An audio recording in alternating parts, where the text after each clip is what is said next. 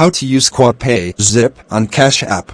Unfortunately, Cash App and Cash Card cannot be used to make payments on Zip, formerly known as QuadPay. Additionally, Zip does not accept other popular payment options such as PayPal, Venmo, prepaid cards, and direct debits. However, there is a workaround if you have an Apple Pay account with your Cash App card connected. You can use Apple Pay to pay installments on Zip, but the initial purchase will have to be made using a different payment method. To pay using Apple Pay, you need to use your mobile device and follow these steps. 1. Open the Zip app. 2. Go to the Open Orders section. 3. Tap on the installment you want to pay. 4. Tap the Pay Amount button, which will take you to the specific order. 5. Tap Pay Amount again. 6. Choose to pay with your debit/credit card or pay with Apple Pay. 7. Tap the Apple Pay button. 8. Confirm the payment by pressing the side button on your phone.